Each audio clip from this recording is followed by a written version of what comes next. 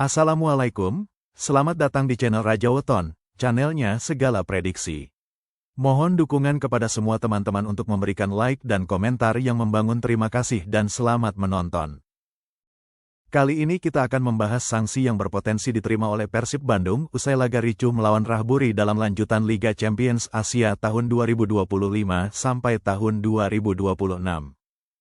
Pernah kebayang nggak sih, tim kebanggaan kita menang, tapi kok rasanya malah kayak kalah? Aneh banget kan?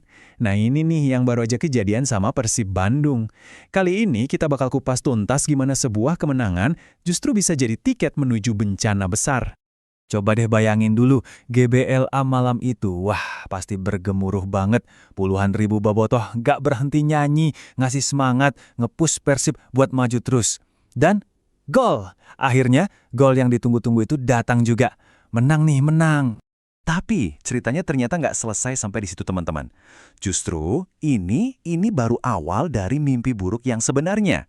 Ada sesuatu yang terjadi setelah peluit panjang dibunyikan. Sesuatu yang bisa ngerusak semua mimpi Persib di kancah Asia. Oke, kita bedah lebih dalam lagi ya. Kenapa sih kemenangan ini disebut pahit? Jawabannya ada di angka-angka. Lihat deh. Di atas kertas, menang 1-0 di kandang sendiri itu kan bagus banget.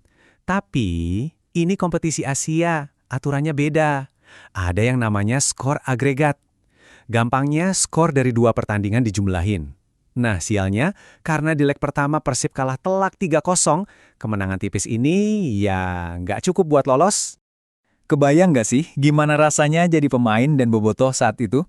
Udah berjuang habis-habisan, dapat kemenangan di depan pendukung sendiri, tapi tetap aja tersingkir. Perasaannya pasti campur aduk banget, antara bangga tapi juga sedih luar biasa. Tapi ternyata rasa kecewa itu baru permulaan. Apa yang terjadi setelahnya jauh lebih parah. Ini bukan lagi cuma soal menang atau kalah, tapi udah menyangkut masa depan Persib itu sendiri. Nah, ini dia momen yang mengubah segalanya. Begitu peluit akhir dibunyikan, beberapa oknum supporter nekat masuk ke lapangan. Nggak cuma masuk, mereka menyerang wasit dan pemain lawan. Ini jelas bukan fanatisme lagi, ini udah kriminal. Dan yang bikin makin parah, semua kejadian ini disiarin langsung ke seluruh Asia. Dan dari titik inilah, masalahnya jadi makin husut. Ini bukan lagi sekedar soal tersingkir, tapi soal sanksi super berat yang udah nunggu di depan mata. Nasib Persib sekarang benar-benar di ujung tanduk. Nah, sekarang kita masuk ke bagian yang paling bikin deg-degan. Gara-gara insiden memalukan itu, EFC, Badan Sepak Bola Asia, langsung turun tangan. Dan percaya deh, kalau EFC udah bergerak, hukumannya itu nggak pernah main-main. Yang bakal mengadili Persib, itu namanya Komite Disiplin dan Etik AFC. Anggap aja mereka ini polisinya sepak bola Asia. Dan mereka ini terkenal banget loh, galaknya minta ampun. Nggak ada ampun deh buat yang namanya kekerasan di dalam stadion. Jadi, hukuman apa aja sih yang bisa dijatuhkan ke Persib? Kira-kira ada 3 skenario nih. Kita urutkan dari yang paling mendingan sampai yang paling horor. Skenario pertama, pertandingan tanpa penonton. Ini bukan cuma soal duit tiket yang hilang ya. Coba bayangin GBLA yang biasanya seheboh itu jadi sunyi senyap, kayak kuburan. Pemain ke-12-nya hilang. Keuntungan main di kandang lenyap seketika. Kalau yang tadi udah kerasa parah, yang ini lebih ngeri lagi. Pengurangan poin atau, yang paling parah, diskualifikasi penuh dari turnamen.